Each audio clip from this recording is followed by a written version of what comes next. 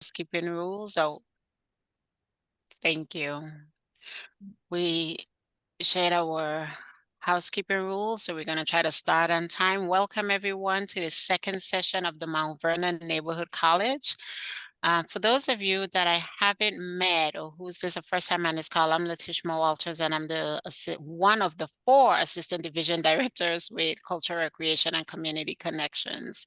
Tonight, we're gearing you up for a lovely presentation. We have you're going to learn about the Fairfax County Strategic Plan. I know Chris Leonard talked about it the last time and gave an overview of the governance structure, and he also highlighted the countywide strategic plan. So I don't want to steal anyone's thunder. I'm going to turn it over to Nandred, and she will get us started. Welcome. And Yes, thank you for being here. Thank you, Natishma. And welcome to all of you. Thanks for being here tonight. I know it's a lovely evening, so it's appreciated that you make time to attend. Jacob, if you please share the presentations. We are recording the session, so just for you to be aware, and that you agree that we record you. And then next slide. Before we continue, quería decirle a las personas que hablan español que tienen el globo para la interpretación, así que por favor presionen y seleccionen español para poder escuchar a las intérpretes que están esta noche, que son la señora Joana Marquiña y la señora Lucy. Okay, so thank you. Next slide. And as Letishma indicated, she's the Assistant Division Director, and she welcomed you. And I'm Nandred Navarro, and I am the Community of Practice Manager for Neighborhood and Community Services. And Olga is going to share with you a little bit about this word cloud. Hi, everyone. Good evening. My name is Olga Carrillo. As I introduced myself last time, I'm a community developer with NCS. And if you remember, or if you weren't here last time, we made a word, I let you know that we were going to make a word cloud regarding what you think about your communities based on the information that you use for our icebreaker. And this word cloud it reveals what you think about your communities and what you feel about your community as well. So the bigger words are the ones that were recurrent amongst all of you, and that's peaceful, united, and the biggest one, diversity. So as you can see, we have a very diverse community within this meeting, and it's a good way to kind of really reveal what your audience is really thinking. So just wanted to give you a little bit of input on this information. And I hope you have a really great session tonight. Thank you. Thank you, Olga. Next slide, Jacob, please. Thank you. So as Letishma shared, we are going to have today presentations. So we're going to be learning about the strategic plan, and Ms. Amy Bruce is going to be presenting, and then also about the Fairfax County budget. So we're going to have an overview, and Mr. Lahite is going to be presenting. Then we're going to turn it over to Paul Woods, which is a community developer for our agency, Neighborhood and Community Services, and he's going to present on asset mapping. And then to wrap up, we're going to go and review about the practicum and do a check-in and answer any questions that you may have before you choose your topic, or if you already chose your topic, any questions that you may have. We can discuss it at the end. So with that, let's turn it over to Ms. Amy. Great. Good evening, everyone. As Nedred said, I'm Amy Brost. I am with the Department of Management and Budget, the Division Director for Strategic Planning. I've been with the county for about 22 years, and for the vast majority of that time, I was doing programs really similar to this, workforce programs. And so I think anytime we talk about something like a strategic plan, we want to make sure that we're not kind of bogging you down in all the process and details, but just provide the information, that's going to be most relevant to you. Can you go to the next slide, please? Okay. So this is actually the first ever countywide strategic plan that Fairfax has ever had. Of course, throughout all of our county departments and for various community initiatives, we have strategic plans. And so the countywide plan is not meant to overcome those, not meant to replace those, but it's really meant to serve as kind of a unifying framework so that from a community standpoint, folks can know the issues that we're focusing on, and that we're not going so deep into the details, but we're being a little bit more high level in terms of what we're communicating. It provides a framework, obviously, to make decisions for our Board of Supervisors and also for our county leadership. And when the Board of Supervisors adopted the strategic plan back in 2021, really, they adopted a couple of the elements sort of as written. And so the framework of the plan was adopted. We have our 10 community outcome areas and our indicators of success so that you as a community member should be able to know, okay, are we thumbs up or thumbs down, moving in the right direction for a given issue area. But we also have specific strategies in the plan, and we have specific metrics, data points in the plan.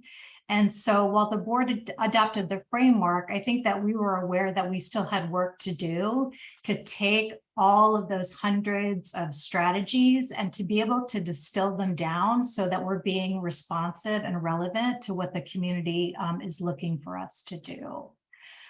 So in terms of what drives our plan, if you haven't already, I'm sure that you'll be hearing a lot about One Fairfax, our racial and social equity policy. And so one of the main purposes of having a strategic plan is to be able to operationalize all these great ideas that are coming out of One Fairfax. And so looking at everything through an equity lens and looking at the places and people that are disproportionately disadvantaged when it comes to things like economic outcomes and focusing on that. We're driven, of course, by community outcomes. We have 10 community outcome areas and indicators of success. And so that really provides the foundation for the plan. Inclusive engagement, I think that, we in the county collect a ton of input and feedback from folks like you through surveys, through focus groups. But what we don't always do is look at it across the board. And so somebody may respond, for example, to a survey in transportation, but it only lives within transportation. And so what we're hoping that the strategic plan will continue to help us do over time is to get feedback from more people that's representative of the community that we serve.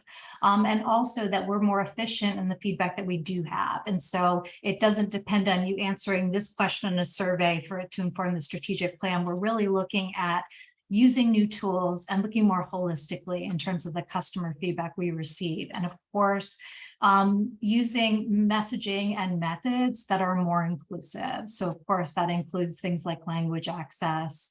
That includes going where people are, as opposed to always in the county having people to come to us, right? Not everybody's going to come to the government center, for example, or is able to come to the government center. And so we want to be really proactive in terms of seeking out feedback from the folks that we're trying to serve. And then finally, data integration. Again, in programs throughout the county, for every initiative we do, we're using data to make decisions. But what we're not always doing is looking at that data from a population standpoint. So we can tell you how a certain program is doing, or we can look at demographic data and make adjustments to our programming. But we're not necessarily looking at population level data across a set of issues to be able to say, okay, not only how are we doing on average, because Fairfax County generally looks great if you look at the average, but how do we kind of dig into that data a little bit more? And again, really focus on different places and populations within the county, and whether folks are either faring very well or faring not as well, and how we can target our programs and strategies based on that. Next slide. Okay. So these are the 10 community outcome areas, as well as sort of a vision statement in terms of what our leadership would love to see in our community. And so, of course, for all 10 of these, we're really, speaking to all people, because again, we know through our work with One Fairfax that overall we can be doing great, but all people don't benefit equally in the economic prosperity, for example, in Fairfax County. And so these 10 areas they were driven by community feedback. We did a ton of community outreach at the beginning of the process. But if you look at them, they're pretty obvious, right? These are pretty all-encompassing of sort of the big picture issues that folks would care about in the community, but also recognizing that not everyone is going to care equally about all these issues. And so again, how can we do a better job of getting feedback from all members of the community to inform these?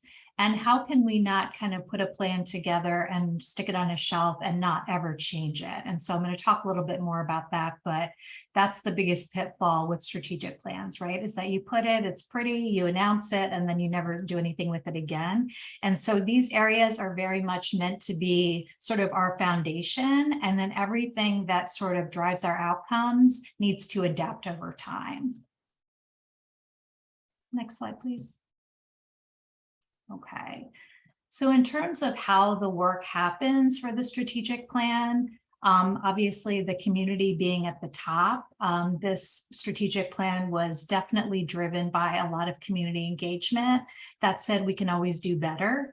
And so again, as we go, we're trying to continuously improve the messaging and the methods that we're using to reach folks. And then the Board of Supervisors, of course, adopts the strategic plan and provides guidance. But then we also need to make sure that we are keeping the work that's being done under the plan in alignment with the goals of the board. And then the county executive is really accountable for plan implementation, and he oversees a steering committee, which is made up of our chief equity officer, as well as our deputy county executives and our chief financial officer. And so the way that we're approaching this is to deploy short-term, small, really dynamic teams, so that we can continuously get new people involved in the process as we move forward, and not be afraid to try things that may or may not work the first time. And so a lot of what we're doing and focusing on right now is piloting different things, and learning from them, and then moving ahead with our initiatives. And so this is just a high-level way to show kind of how the work is organized. Next slide.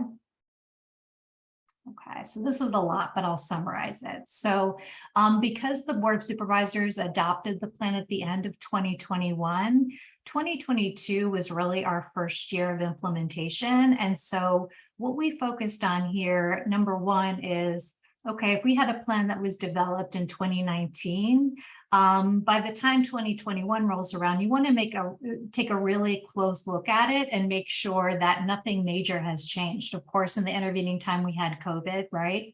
And so we wanted to make sure that the plan was updated to reflect, kind of those big picture shifts that had taken place. And then we also wanted to really involve the departments because, in the Department of Management and Budget, of course, there are two of us that are organizing this work. And so we don't want to be kind of the owners of it. We want to be able to provide guidance, but where this is really going to come to life is in our departments and in our programs and in our community initiatives. So really looking to embed the principles of the plan in the departments themselves. And so all of that work culminated in our first annual report, which if you're super curious, you can definitely check out on our website. But that really encompasses not just all the work that we've done for the strategic plan, but what have we done, to move our strategies forward, through COVID? Because obviously we made a lot of changes, particularly when it comes to effective and efficient government. Of course, what we're doing right now with virtual meetings, a lot changed for the better during the pandemic in terms of communication in some cases. And so just being able to capture all of that and to know kind of, okay, are we starting at 0? Are we starting at 50? So the annual report is meant to capture that piece. Next slide. And so this is what we're doing right now. Again, One Fairfax is really the lens through which we're looking at all of our strategic planning work. We're getting ready to post an updated version of the strategic plan. I think for the foreseeable future, we're probably going to be updating it annually, believe it or not, because one of the things that we've focused on is building out data dashboards so that the community can look and see, again, how are we doing as a population, but digging into that data. And so the first area that we're looking at is economic opportunity. And so that dashboard is public. And then we're using that as a model to replicate for all the other areas that we hope to be done with by the end of this calendar year. And so once you have that data, it becomes, again, what are the problems that we're seeing that we're trying to solve? Where are the opportunities to make a difference? And so that's where we are convening a pilot team to look at implementation of actual strategies. We're launching a community of practice for strategic planning, again, to get as many people from within the county connected, and not connected where they sign their life away at the beginning and you're on strategic planning for your life. I think that we've really wanted to make this something that is a professional development opportunity for our employees, and that we're getting kind of new viewpoints in so that we have people not just who are department directors, but we have folks kind of at all levels of the organization, and people, some of whom have been here a really long time and others who are brand new. And so at the same time as we're kind of piloting, okay, what are the strategies we're going to implement? We're also piloting a process that's going to enable us to really be adaptive over time. And then finally, again, inclusive engagement. One of the challenges that we have in Fairfax with communication, and you may have experienced this or hopefully not, but we have a lot of different initiatives and we have a lot of different activities around communication.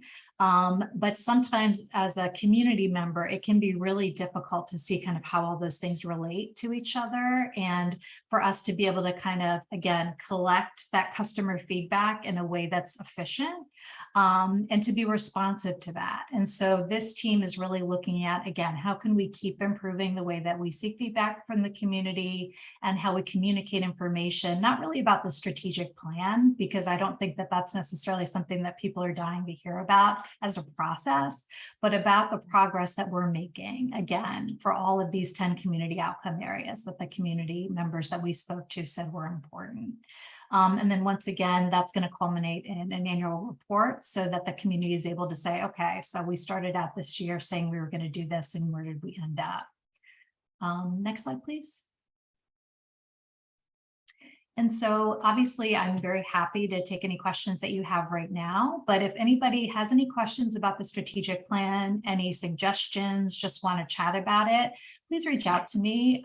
Again, we're small but mighty in DMV. There's 2 of us, but again, having come from really frontline programs, we welcome the opportunity to talk to anybody who wants to discuss the strategic plan or learn more about it. And so hopefully the participants will get this, this presentation, but it links to a couple of tools that, again, are meant to be really simple. If you're interested in kind of where the plan is focused, if you want to know kind of what's the latest and greatest, all of that information is posted on our website, which is very much up to date. So again, you can feel free to review that. If you have any questions or ideas, reach out. And if anybody has any questions now, I would love to respond to those as well.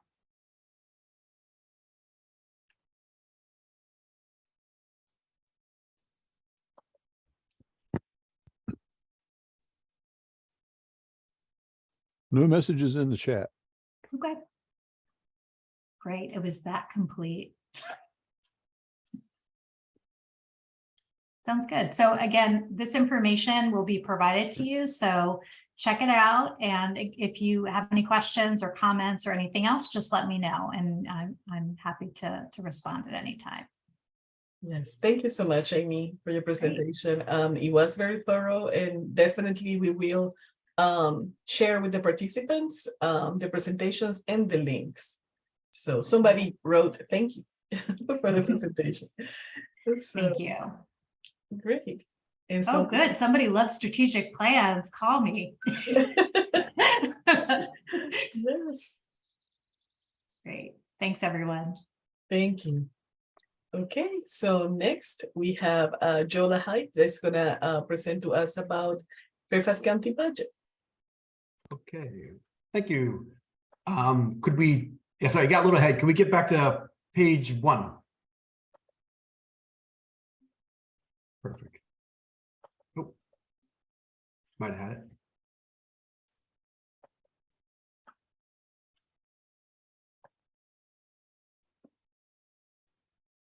Yep. Yeah, and Jacob, if you don't mind just scrolling back to the first slide.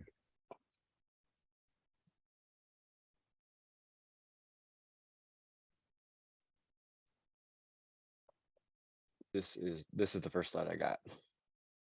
I don't understand what. Okay, I can put up the The other one? presentation. Just give me Alright, 1 hold on a second. second. Oh, okay, no problem. Mhm.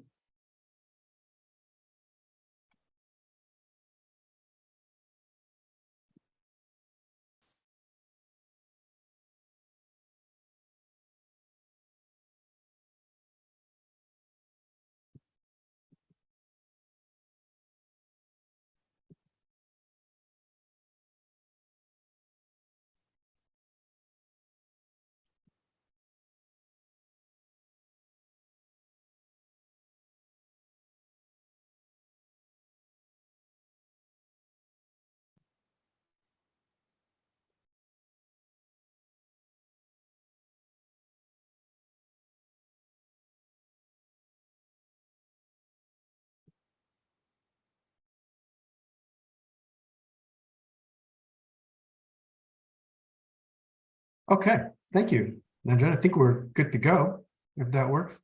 Okay. Yep. All right. Thank you. Pardon the suspense here, but hopefully this will be worth the main event here. So thank you.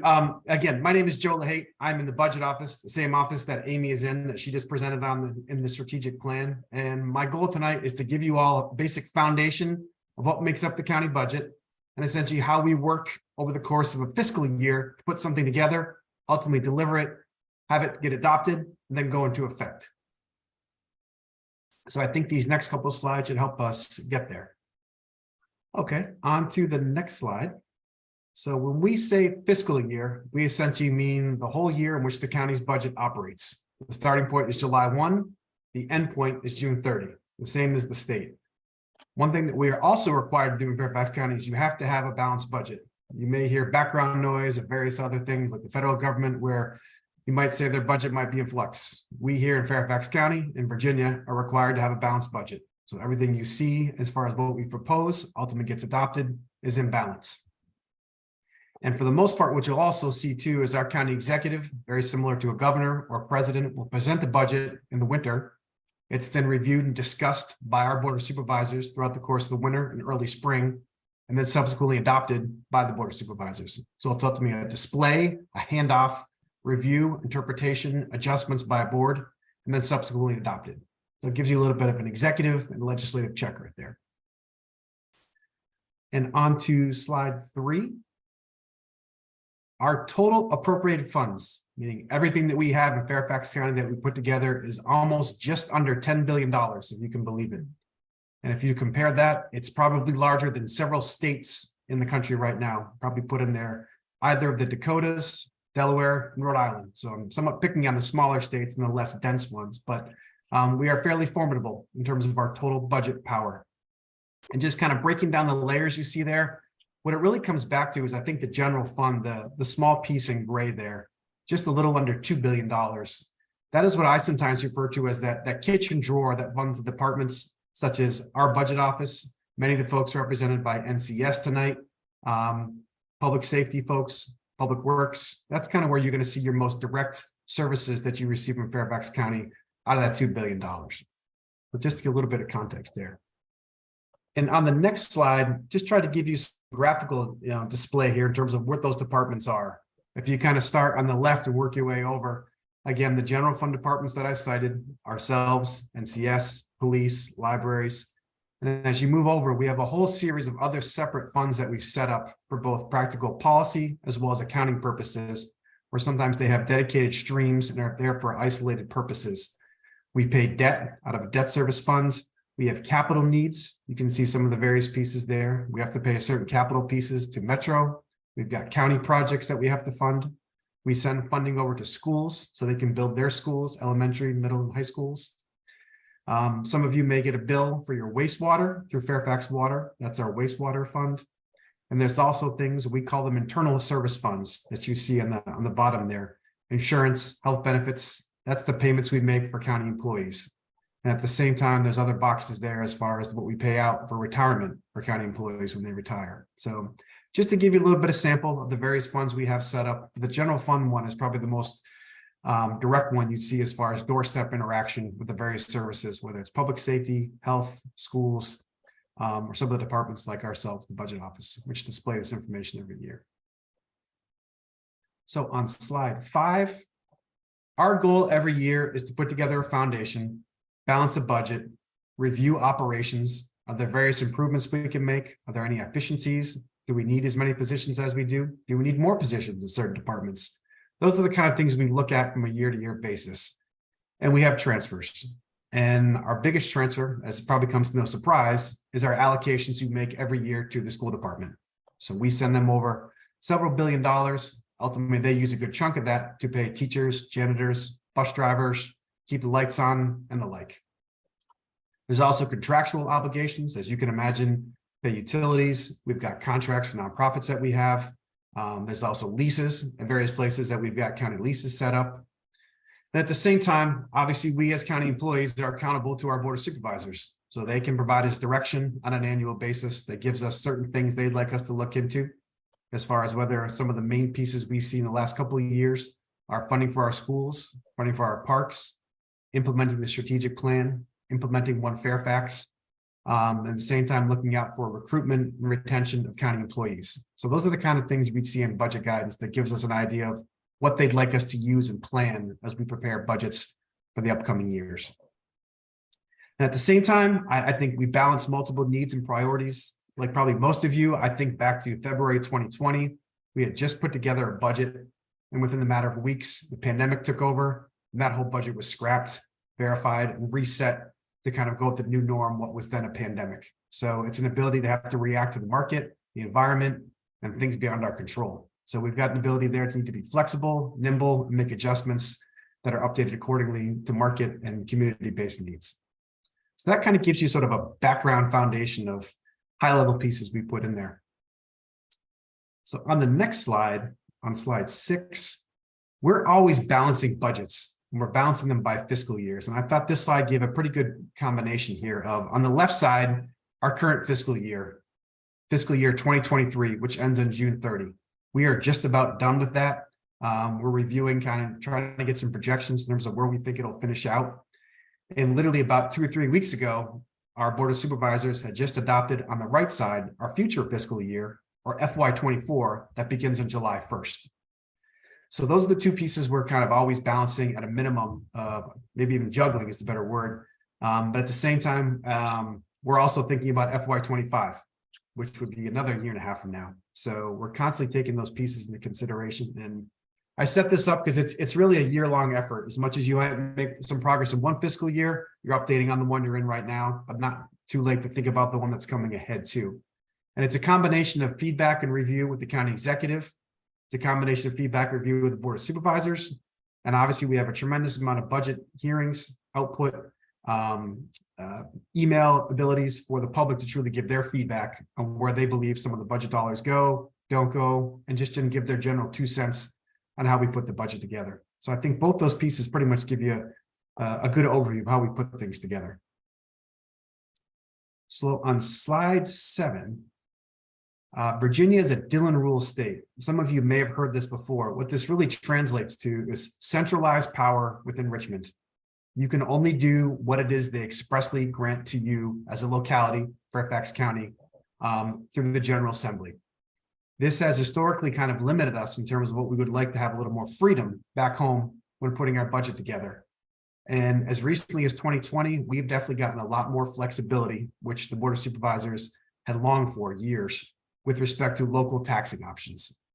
And by that, I think that I mean specifically the three we've got in the sub bullets there below too, that if we wanted to impose or change some of those taxes or implement them, we could do them on our own. We would not have to go down to the General Assembly and lobby and ask for their approval to vote up or down on those taxes.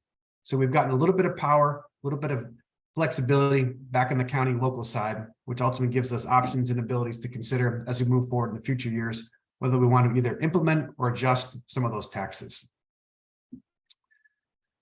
Okay, so on slide 8, so the next 2 slides, I want to give you all a background of, okay, where all this money comes from.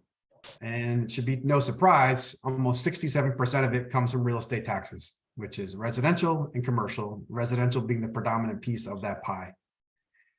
After you go past that, you've pretty much got personal property taxes, which are otherwise known as a car tax, which are due every fall. Most of you are probably familiar with that.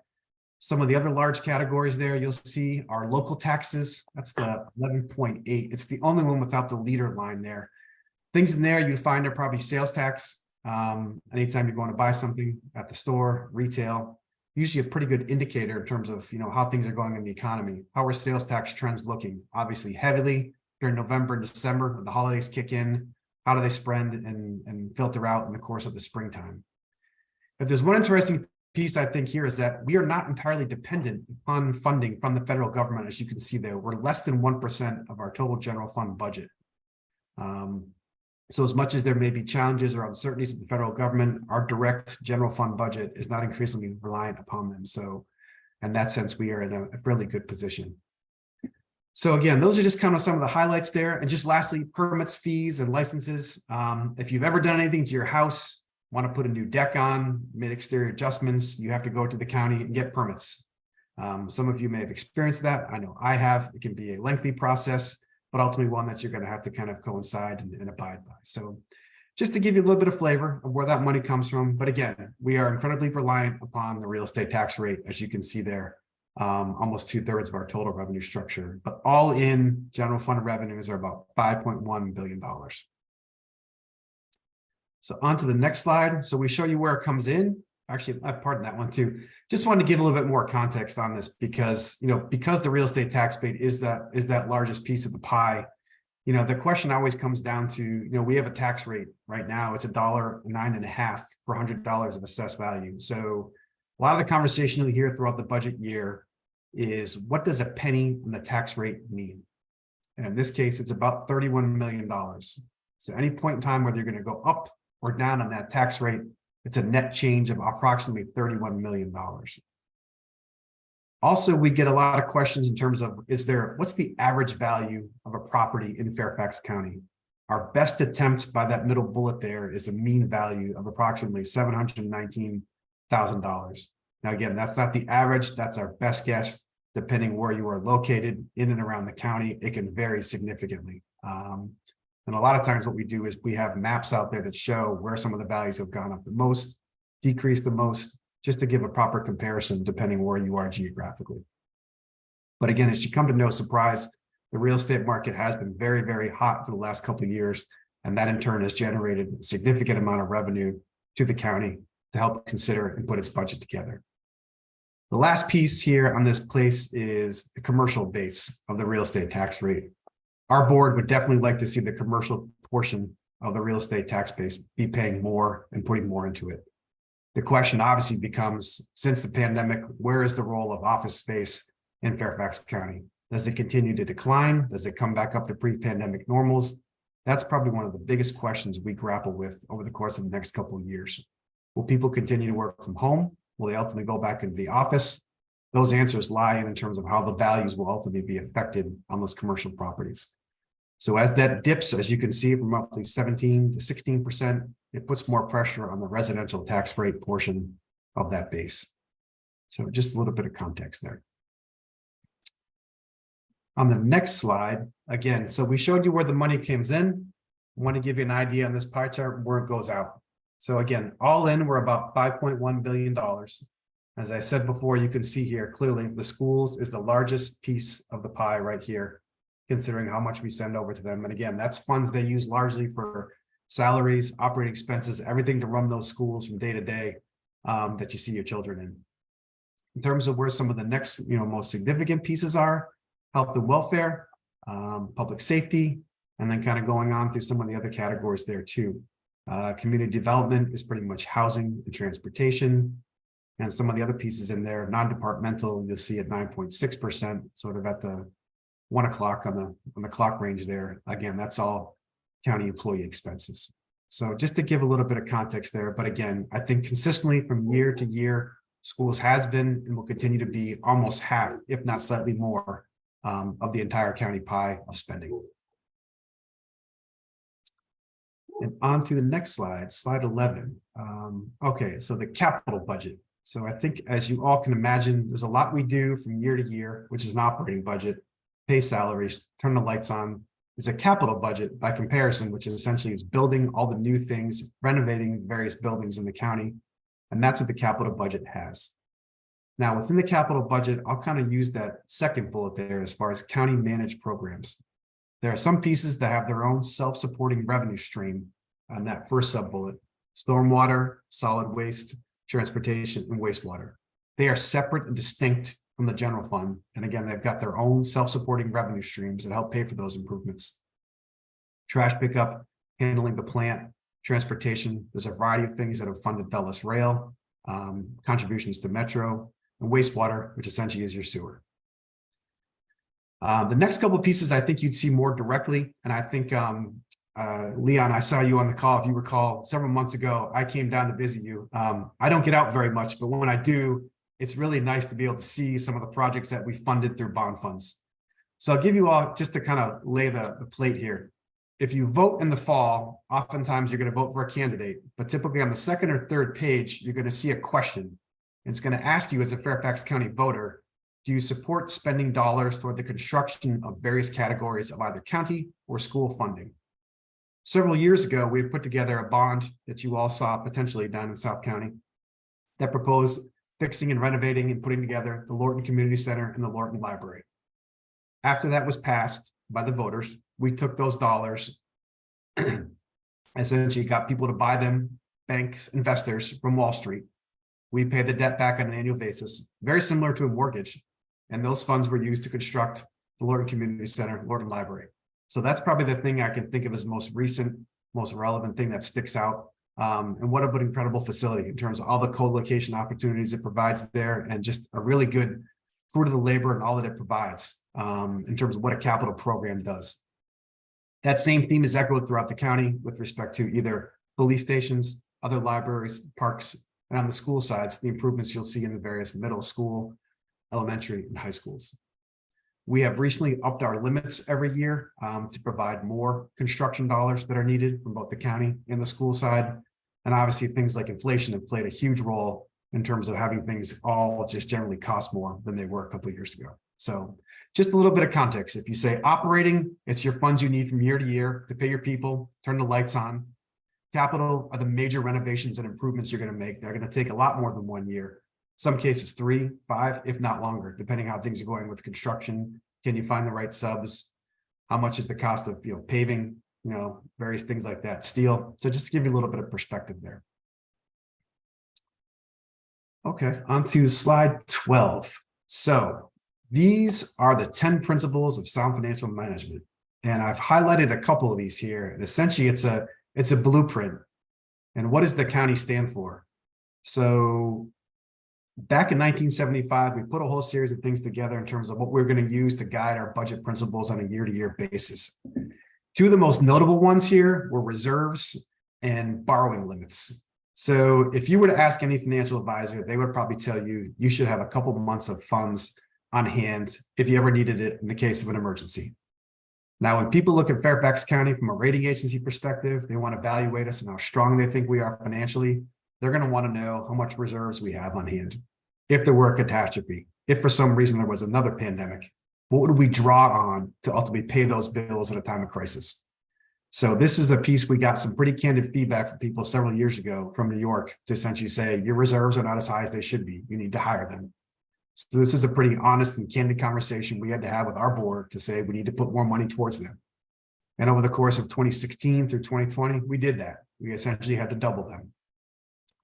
And at the same time, I mentioned before, when you go to voters in the fall, you're asking to borrow money. But the question from the voter might be, okay, if I vote yes on this, but how much? So we've got limits.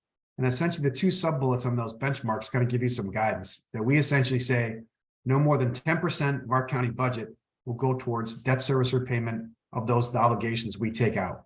So we're going to pay things for a Lord Community Center. We're going to fix some elementary schools. We're going to take a few more public safety headquarters, police stations. We want to make sure that on an annual basis, not more than 10% of our total budget is going towards debt service. Again, a lot of times I'll use analogies in terms of if you own a home, how much of your monthly income goes towards that mortgage? A lot of times a bank will have an idea of how much they think you can afford, and you can't exceed that. And that'll ultimately be kind of a delivery in terms of what they're going to potentially provide for you in terms of a mortgage amount. So the same thing pretty much holds true to the county.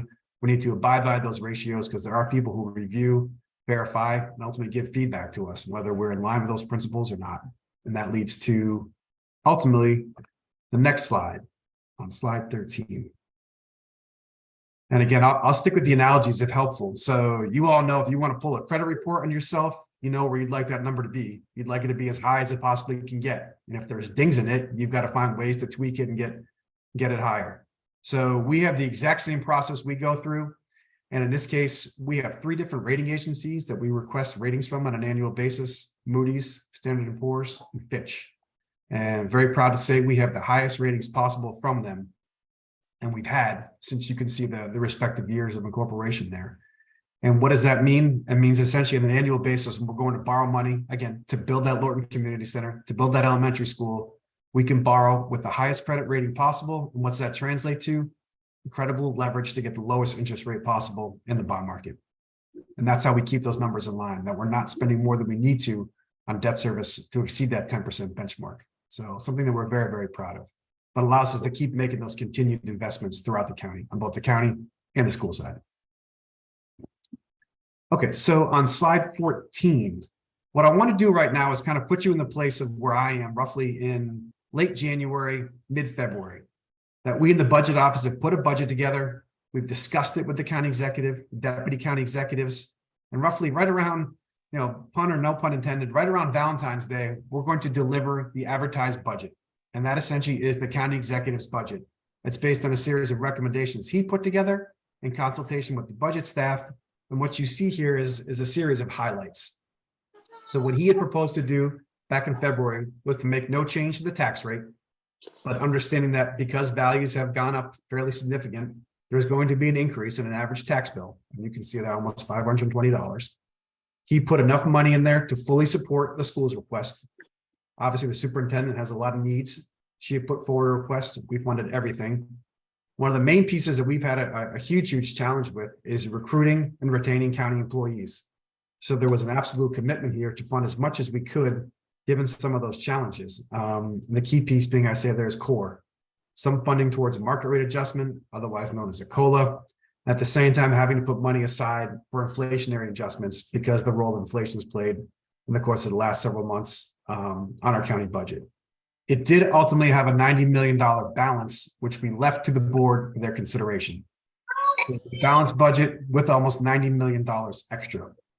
Now, we could have made additional decisions on that, but we held off. So the county executive chose to kind of leave that ball to the Court of Board of Supervisors.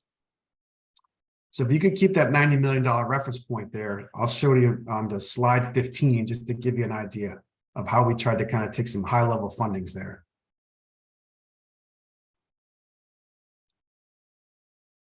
Yep, and onto slide 15.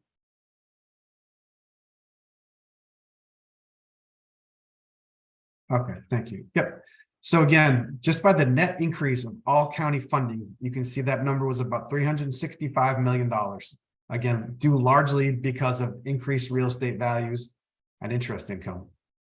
And in terms of where that funding went, we put about $134 million to county various needs, a lot of which was just for county compensation to retain and recruit employees. About $144 million went to the schools, again, to fund their operating needs, teachers, elementary schools, the whole 9 yards. And you can see that bottom line item there, we still had about $90 million available to the board. So just kind of take the consideration here. It's about mid-February. We just unveiled the budget. The county executives kind of told them this is where we are. It's the beginning point, but ultimately $90 million is available to them. So on to the next slide on 16.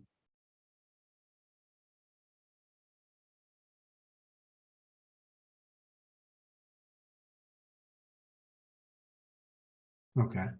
There's obviously a lot of people who have thoughts, input, feedback. They've just been given a presentation. The board may have questions. The public may have questions. So the first thing you probably want to know is, how can I provide feedback? I can do it via email. I can show up in the board auditorium and speak to certain things that I may care passionately about. I can write testimony. You can submit your own YouTube video. There's a variety of options there. And that bottom link essentially kind of covers everything under the sun that we have as far as budget documents. fairfaxcounty.gov/budget. Everything is out there in terms of a credible amount of detail, narrative, discussions with the strategic plan, and all the various funds and various things I've mentioned before. So again, just letting people know, if this was probably mid to late February, this is what's out there. So on slide 17, I believe we kind of just give you all the context of, okay, what happens now that this budget's out there? So we've got to talk about Board of Supervisors. They're going to have formal budget committee meetings. Well, they'll discuss various pieces of this budget. They could talk about issues with the schools. They can talk about capital funding. They can talk about what are the needs we're seeing with employees. Do we need to potentially give more funding? At the same time, there are other board members who say, what's the impact on the residential homeowner? Since they're the one paying the bills that fund these budgets, how are they going to be impacted?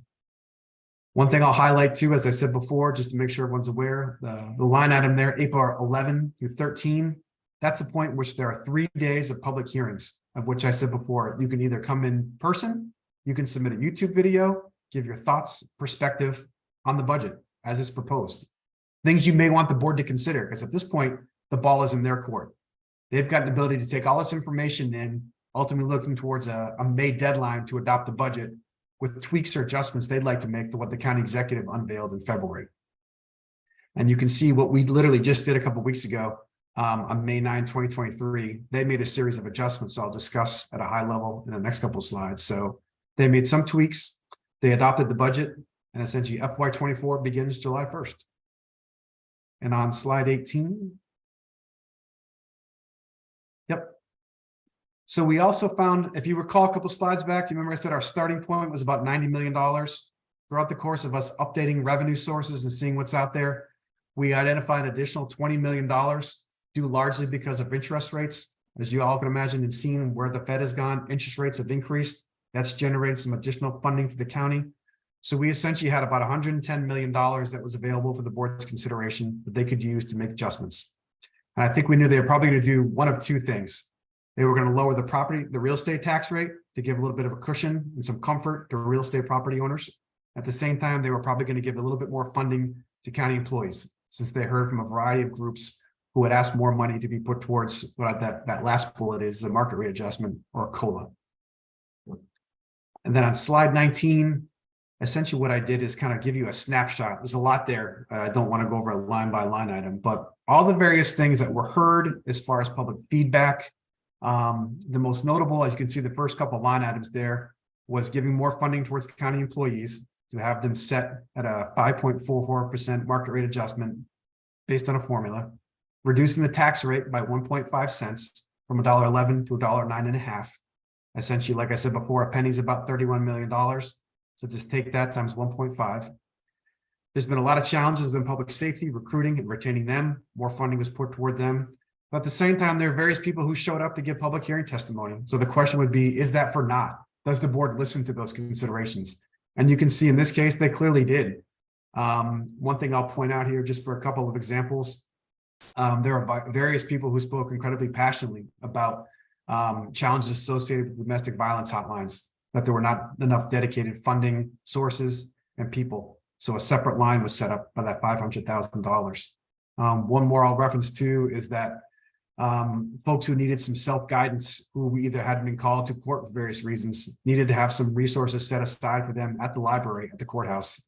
That $96,000 was put in there based on some feedback from the chief judges and some of the various nonprofits in the region too. So just to kind of give you a snapshot, at the end of the day though, like I said, balanced.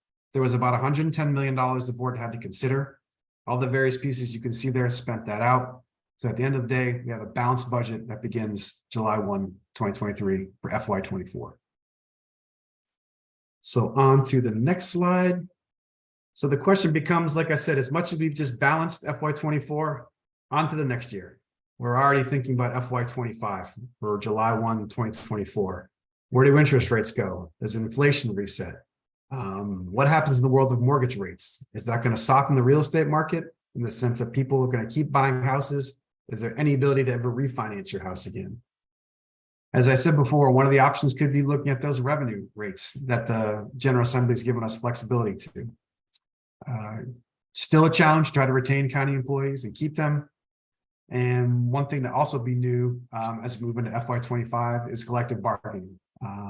There are collective bargaining units out there for both fire and police, and probably at some point soon for general county employees. So we're going to have to figure out how that gets incorporated into the budget and the potential fiscal impact of that. So I hope that helps, gives you some context. I really tried to kind of put you in my shoes to walk you through the months of the course of winter through spring into the summer. And obviously, Nandred and folks, if there's any questions, more than willing to help kind of walk and talk through them. Thank you so much. So yes, if we have any questions, you can please you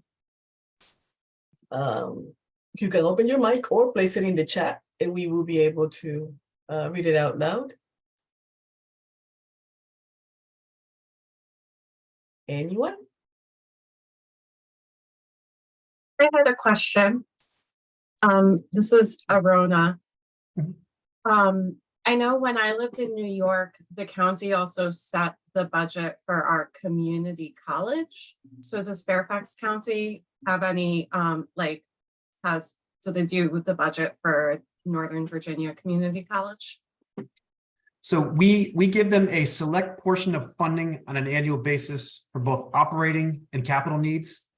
And it's formula based in terms of population, square footage, and the whole 9 yards. But for the most part, their budget is state-based through a combination of state funding they get, coupled with tuition and fees. And like I said, a modest amount of operating and capital support from Fairfax, coupled with the other jurisdictions in Northern Virginia. But primarily their budget is based on state funding and tuition and fees generated at the college.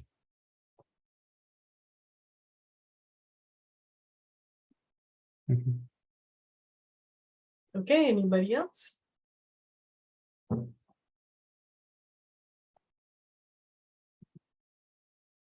This might be a bigger conversation, but I'm just curious, what are the roles of like public-private partnerships in terms of establishing budget? Like, let's say a private entity has an idea for a new facility of some kind and are willing to kick in a certain amount of money.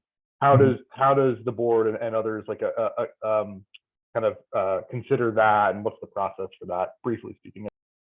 Yeah, so Brian, we've actually got quite a bit of experience in that area. And I would think I'll point out two pieces here. One, I would say the first one that comes to mind is the Wheelie-Reston parking garage, the endpoint of what was phase 1 of the Silver Line. Obviously now it extends out to the airport. The county owns that land. We knew we needed a parking garage there to further development and provide an endpoint for phase 1 of the Silver Line. So at the same time, we had an ability to ground lease, essentially find a developer who's paying us rent on an annual basis. In return, that rent helps us pay for the parking garage. And if you've ever been out there now, you're several floors up through a combination of office, hotel, restaurants, and the whole 9 yards. So in turn, we get money to pay the parking garage debt service back. At the same time, we're also generating a heck of a lot more tax revenues in the form of real estate, business, personal property, the whole 9 yards. And I think the next piece I would say that's probably most closer to home for you all in South County would be Liberty Crest, the former Lorton Jail, the maximum facility site.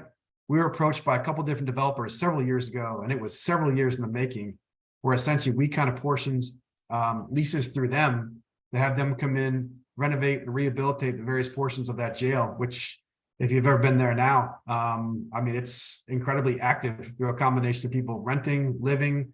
I believe a grocery store has just gone in, so don't quote me on that. I want to say either Harris Teeter or Lidl.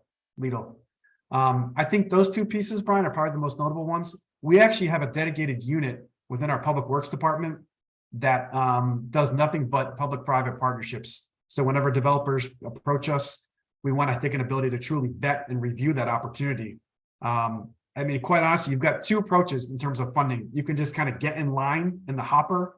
But if somebody from a private sector comes in and says, hey, we've got our own bucket of funding, the county considered getting into a partnership with us, maybe leverage some sort of a match, it kind of moves you up in that hopper because you've got something that can be funded far sooner as opposed to just kind of waiting in line.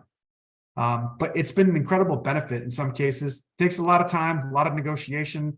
But I think those two examples hopefully give us some perspective of things we've done well and even more that continue to be out there on an annual basis as well, too. Thank you. Any other questions?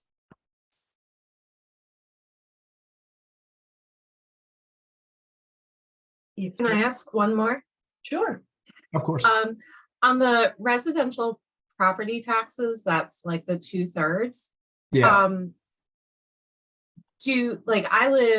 I rent in an apartment in a complex. So the property taxes that complex pays, do those show up on the same line as like the property taxes that homeowners pay?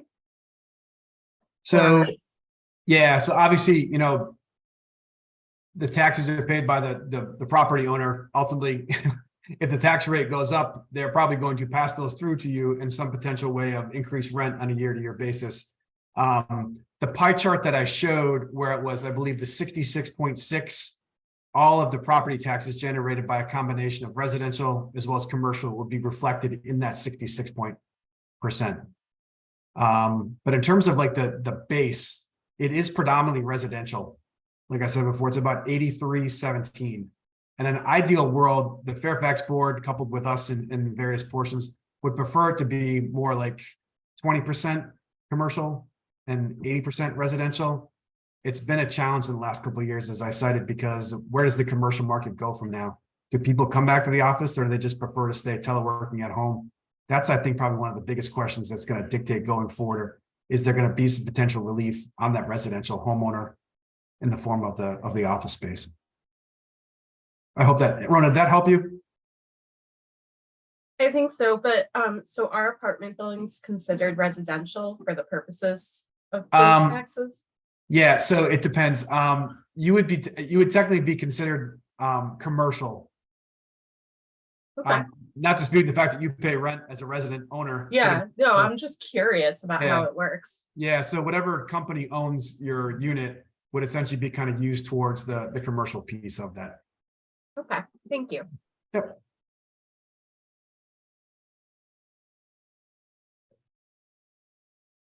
All right, any other questions? Okay, so thank you so much, Mr. Lahite, for the presentation. That was very informative and very thorough. Next, we're gonna have Paul Woods. He's gonna be presenting on asset mapping.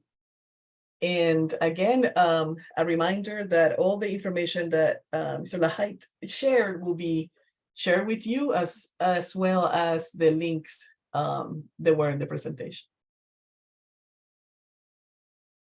So Paul, if you are ready. Yes, I am ready.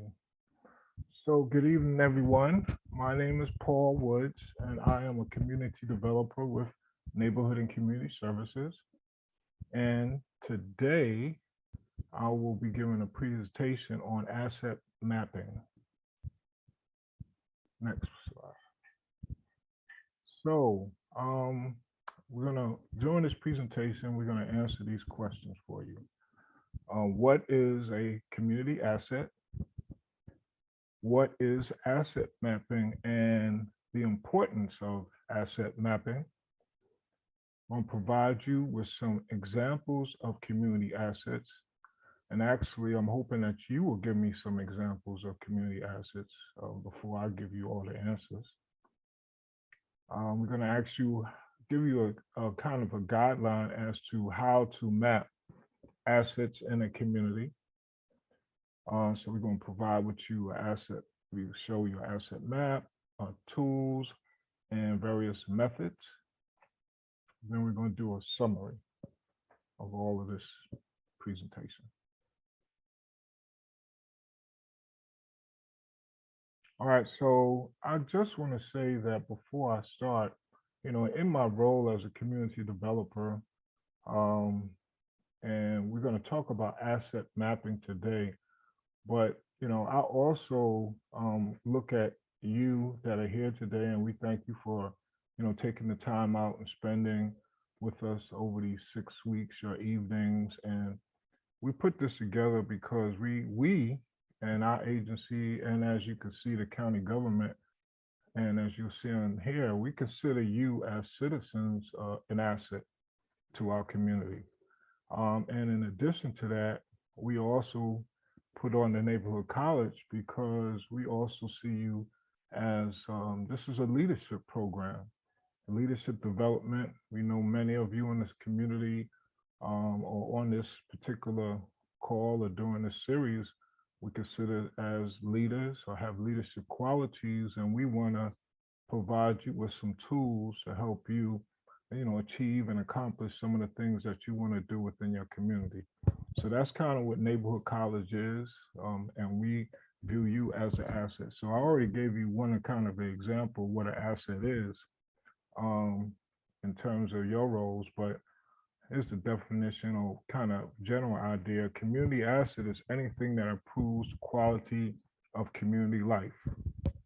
So that would be the skills and abilities of community members, a physical structure or place, local businesses, citizen associations or councils, local, private, public, and nonprofit institutions or organizations.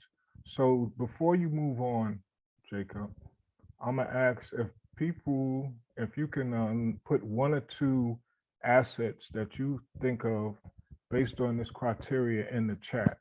What do you consider to be some personal assets that you are familiar with in your community? Libraries, okay. Thank you, Lynn. Brian, Mount Vernon District Park, okay. Outdoors, yeah. Senior community homes and health clinics, a public park.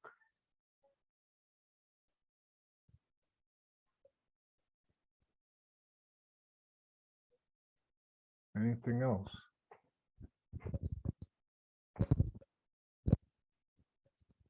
Mental health facilities, schools, recreation facilities. All right, thank you, Pam.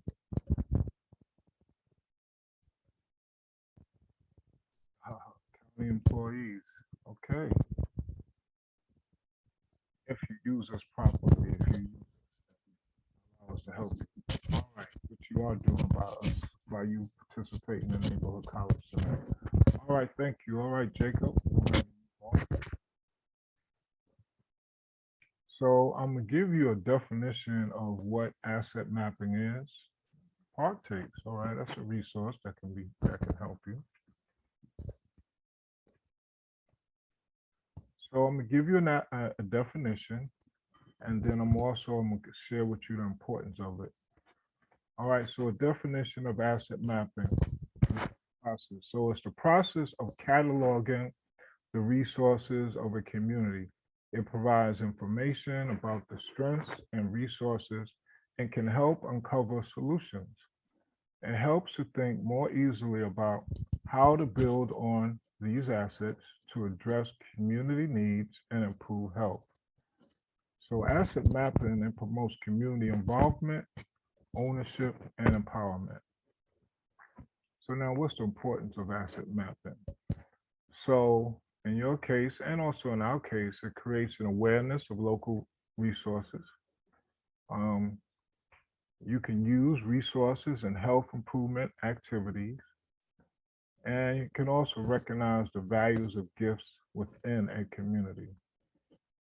All right, so usually when I go to a community, and as I said, in my role as a community developer, we are asked to help a variety of county agencies. We've worked with the Office of Human Rights and Equity. We've worked with the Department of Transportation.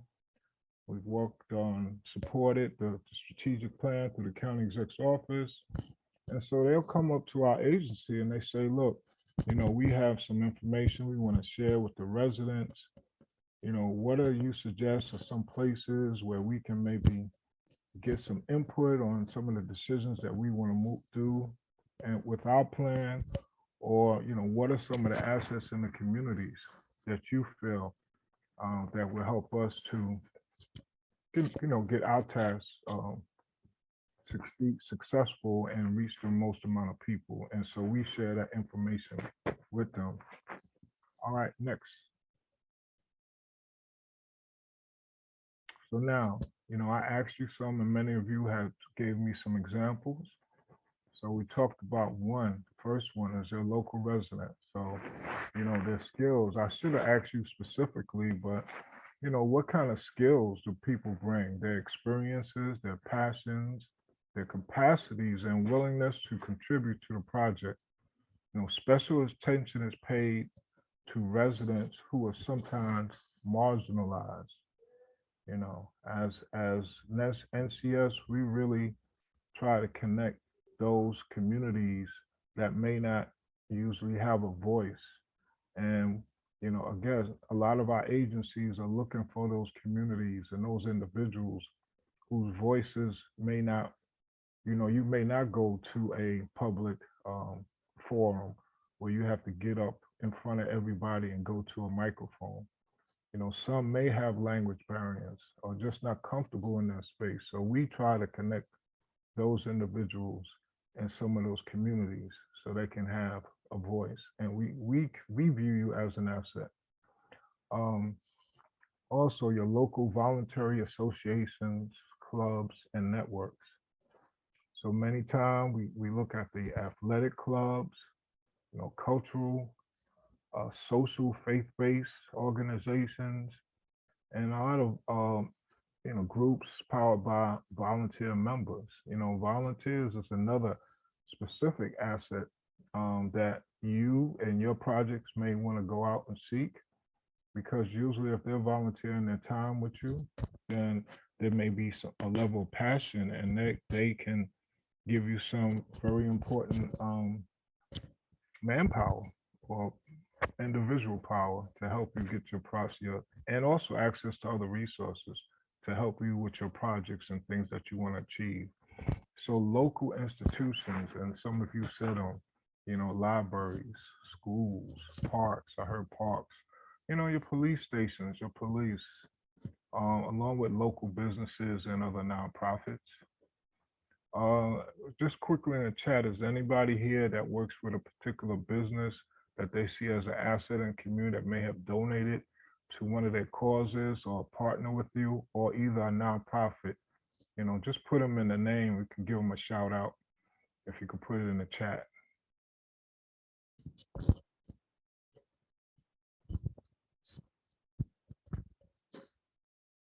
All right, physical assets.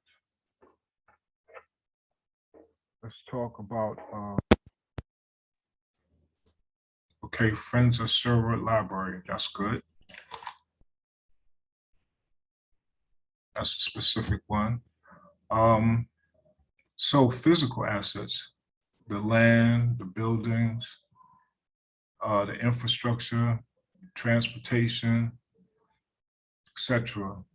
So these are some physical things. When I think about physical assets, I look at buildings or space where you can have a meeting and it may be available for you for free. I think about the libraries. A lot of times you can rent a space just to have a community meeting or have a meeting. Even in some cases, a faith-based organization, a church, a mosque, sometimes during the week, they may not have programs going, and you can maybe use their space to have a meeting, or a community center. And then last, economic assets. Okay, Pam said the KCAA Senior Center, okay, and Fast Train, okay. Thank you, Pam.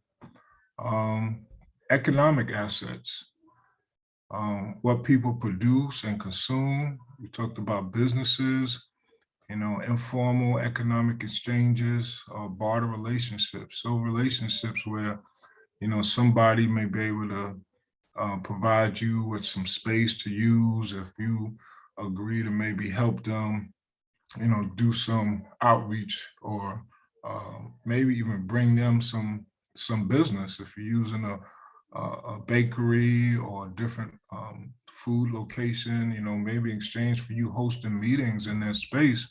That also brings them some business and some awareness. So that could be an economic asset as well. All right, next, Jacob. Okay, so on this particular slide, I'm give you, there's two things I want you to look at. One to the left is going to be a diagram. It kind of talks about, this is kind of like a map, asset mapping in terms of this one here is actually showing a lot of times when people look at communities. Well, I'm gonna say on that left side is a map, and then on the other side is we're going to give you a guide and some step-by-step framework for how you can help map assets in the community. So on the left side, many times, and even the government, county government, federal government was guilty of this in the past. When we looked at a community, we would look at it from a deficit, from a negative. The first thing people do, or even with the county government, which I'm glad some people say, well, we need money for crime. We need money for teenage pregnancy, for gangs. They look at the community in a negative way. What are the things, what are the problems? You see homelessness on here. You see child abuse, domestic violence. So many of these things on here are from a negative perspective. And if you notice, when we were talking, I wasn't talking about negative things. I was talking about the positive things. So when I go into a community, I look at asset mapping. I'm trying to figure out what are some of the positive things in the community. What are some of the things that we can use to help benefit us as opposed to something that's negative? So, for example, these are some of the steps that we would suggest. And again, I'm going to go through them. However, we will provide you with a copy of this so you can have this as a tool for you when you want to go out in your community and try to get an idea and assessment of what assets are in your community. So you ask first, you want to define your community. So, what are the specific populations that you want to support or work with or address? Is it the elderly? Is it disabled? Is it the youth? You want to think about the geographic boundaries. How far is it? Is it over a couple of blocks? Is it just in the neighborhood? Is there any particular faith or ethnic or racial community that you have a particular interest in supporting, or that you're involved with, that you want to support and help to get resources? And then you determine, what do you want to do with the information that you collect? Do you want to create a community resource guide? Do you want to create a searchable database? Now, these are some high level things, that maybe a county agency would do, or maybe even a faith-based organization. But, do you want to link up individuals, with paid volunteer or opportunities? So these are some of the things. What do you want to do with this information when you're trying to put together or map the assets? Then next, you want to identify and involve partners. Find the people and organizations that share your interests. You don't have to go it alone. And sometimes, I guess there's a phrase that, what I'm saying, I want to say about the wheel. You don't have to reinvent the wheel. In some cases, you may find something already in place that you have an idea, have an interest, and instead of maybe reinventing it, if you do the research, you may find an organization that's already shares your interests, and you can help to partner with them.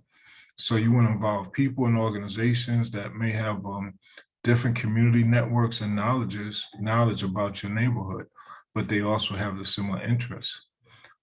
Then select what assets you want to identify. And again, we want to start with a pre-existing asset inventory tool. Basically, what that's saying is, what are the assets you already know, as opposed to going out. You probably have some. If you've lived in that community for a long time, you may have some ideas or even use some tools that help you acquire that knowledge of the different assets. Then you want to see if you want to add and delete these skills. Now, you may have a skill set and something in terms of gaining knowledge about assets, but I don't want to be aged well, but then you have some younger people. I mean, there are older people that are technology savvy, but maybe there's some older individuals that have more technology savvy, and they can help you complement or supplement the tools that Maybe you are more word of mouth. Maybe you want to be on the ground, grassroots. Maybe you want to make calls where others are more comfortable using technology, and they can do outreach that way or help you gain information about the assets.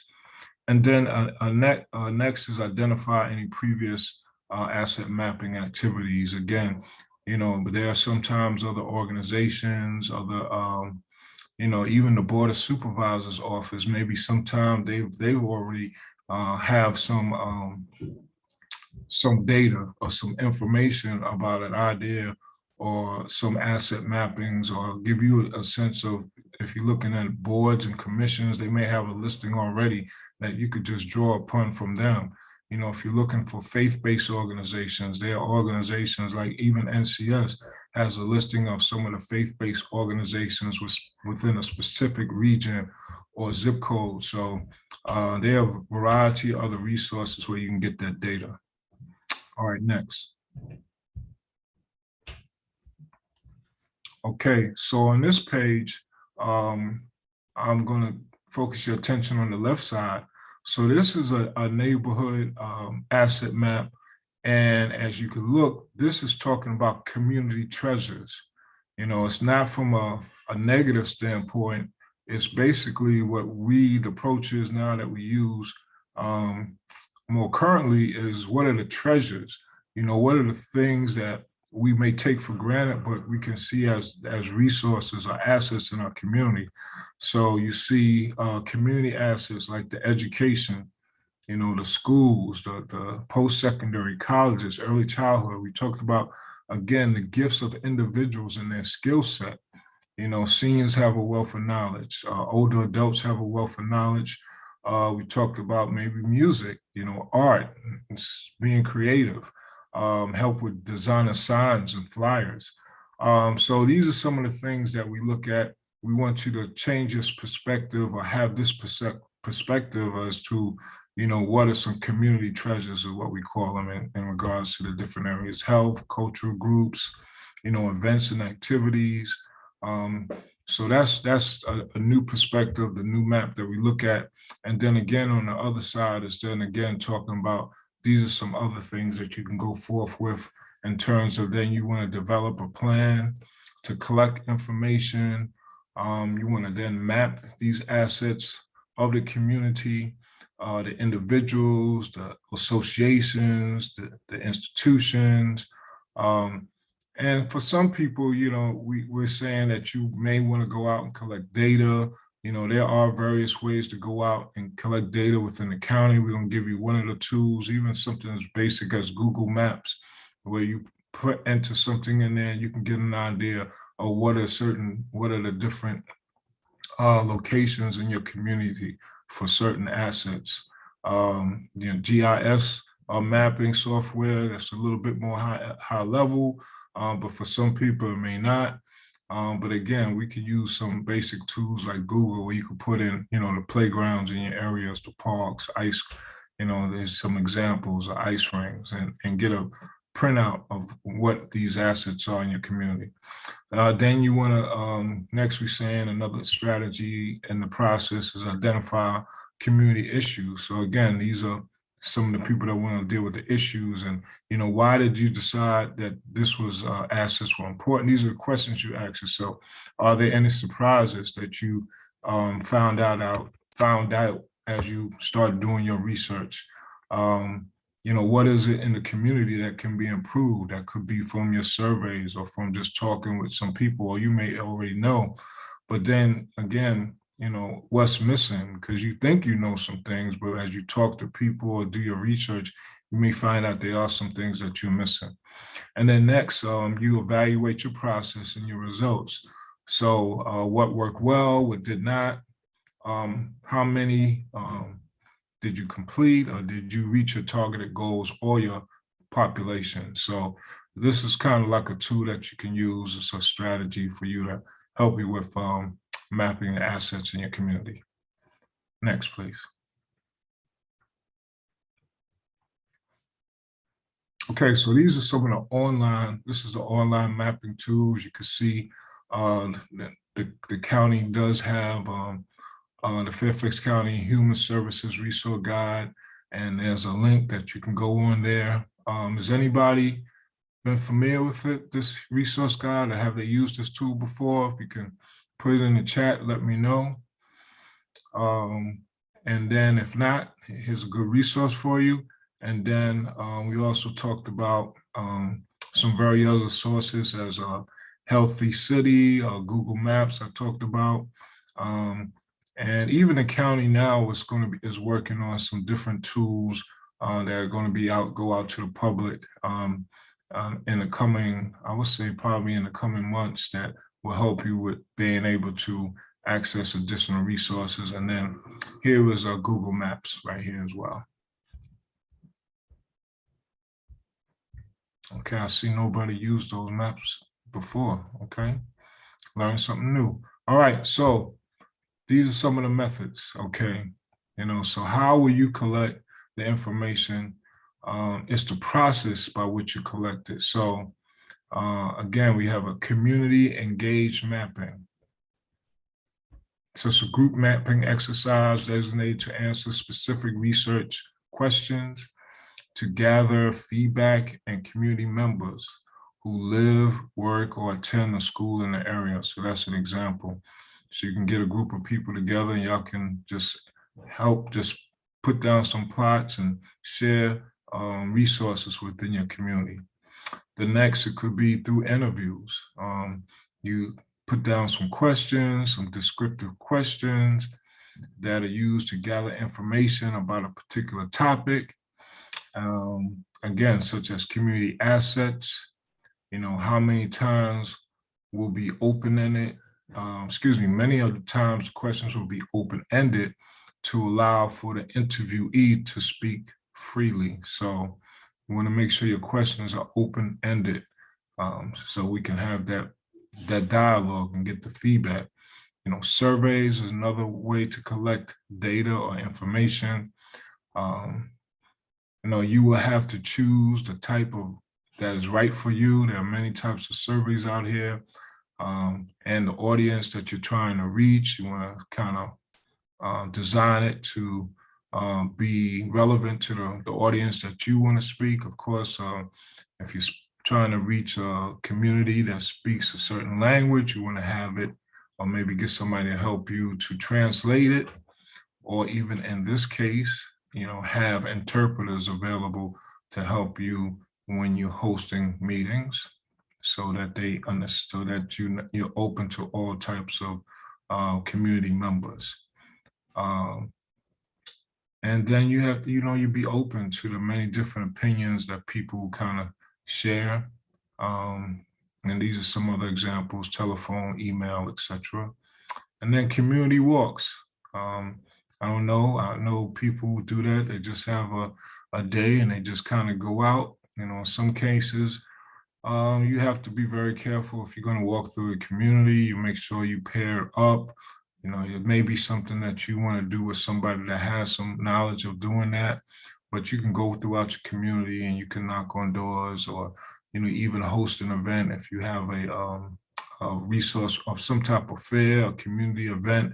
You can have a table set up, and then you can also get information from the neighbors that way, as opposed to necessarily walk in and knocking on doors, or even set up in front of a popular grocery store, things like that, with their permission, of course.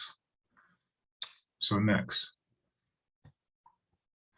So in summary, communities, have a lot of assets to capitalize on. And we look at them as assets, not deficiencies or problems. So we say you have individual, associational, institutional, and economic assets that you can take advantage of. Asset mapping, beyond asset mapping goes beyond just maps that highlight need. It begins with the conversation of what works and what's here in the community, instead of what doesn't work and what's missing. It's a helpful technique in identifying and using the community's existing resources to cause change, to create change. It offers a visual representation of community knowledge. It produces critical pictures of community knowledge and goals that can be used to achieve recognition of community strengths and implement place-based solutions. And so in the bottom, it talks about some of the references that we've used as a tool for us. Next. So are there any questions? Thank you.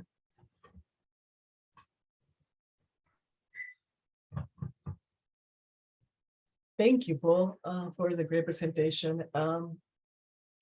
Yes, we have. Thank you, Mr. Woods.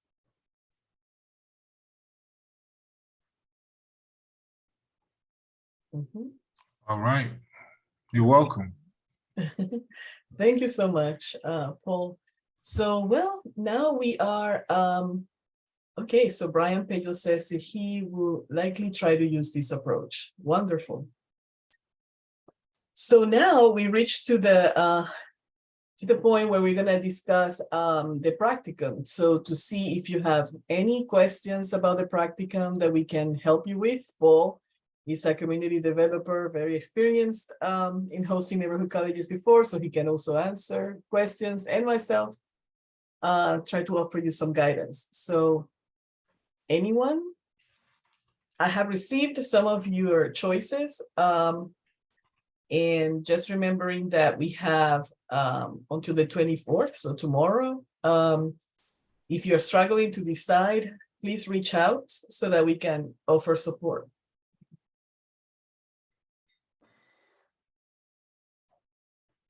So does anyone have any questions?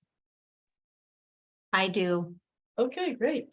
I'll admit I skimmed the stuff that you sent us, but so the idea is that, do we make the contact with the place and set it up, or do we send you what we think we'd like to do and you make the contact? For example, I'm looking at United Community. Okay, so basically we can assist you if you don't have a contact, or if you don't feel comfortable, we definitely can assist you with the information so that you know exactly who to reach and whatnot. So that is one approach. And if there is, not necessarily we have to do it. If you feel comfortable doing it, you can. So in the event that you do not, or you don't know how to approach it, then definitely we can serve as the conduit. So yeah. Okay, no, I'm good. I just wanted to know if you needed to be involved. So thank you. Yes, we just want to know, what is going to be your practicum about, so that we have, that list. And again, if you need any support, we definitely can help you with that. Also, we are going to be offering on June 13th, there will be on Teams during the morning, 2 trainers from Fairfax County that will give you pointers of how to present, and if you need any assistance. So that will be available, and that will be sending you the link for that, so you guys have it. But then also in-house, we have, today we have here also Robert O'Quinn, who is guru when it comes to technology too. So any assistant that you can think of and you think we can help you with, please reach out, let me know, and we will be glad to assist you. So if there's anybody else? There is a question in the chat for a reference to a particular topic. Oh, yes. So you would like to choose about the affordable housing. Okay, that's great. So I don't know your name. It just says iPhone. So if you would like to just put your name in the chat, and I can keep note that that's something that you're gonna be focusing on for your practicum. I had a question. Yes. I had hoped to go to a housing authority meeting, but it looks like the next one they have isn't until June 15th. Okay. Is that too late based on our schedule? Well, the presentation is going to be on June 20th. So if you choose to do that, then you will have 5 days Okay. to prepare. Yep. So I think it's doable. Great, thank you. You're welcome. Okay, so I think it's Rafael Amezquita. Okay, thank you. Is there anyone else?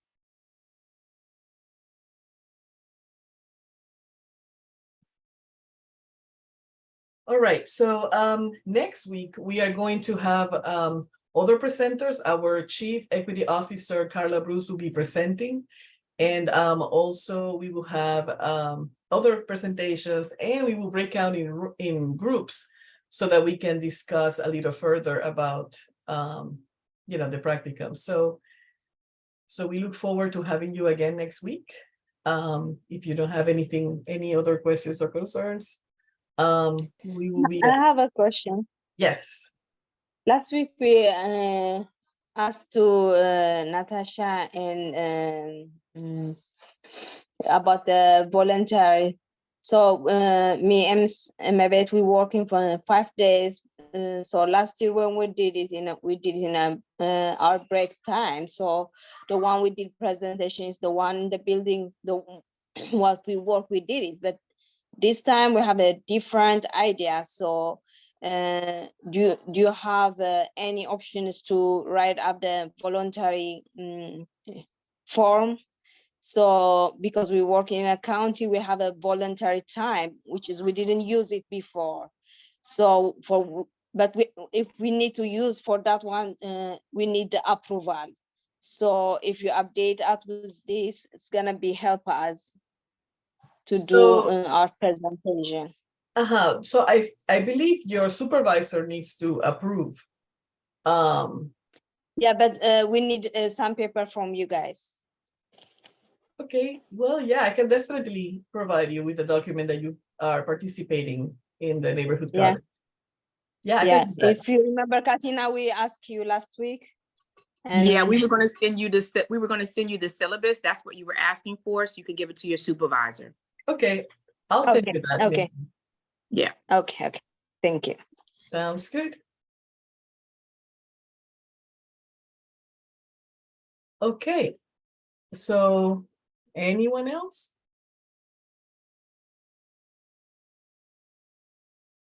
All right. Well, thank you so much again for spending time with us tonight. And then we are going to see you next week, and I will follow up with all the materials, all the presentations and links, and we'll follow up with your practicum. So thank you so much and have a great evening. Bye-bye. Thank you. Good night. Thank you. Bye.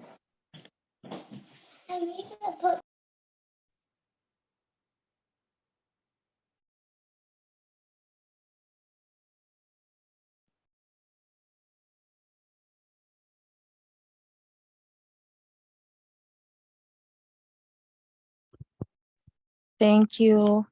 Bye-bye. Bye-bye. Thank you. Good night. Good night. And thank you, Joanna. And Nandred, Yes. can I call you so you can provide me more information about it? Okay, yes, definitely. Thank you. Bye, Katina. Thank you. Okay, bye-bye. Bye-bye, Yvette. Can you stop the recording, please? Sure. Thank you.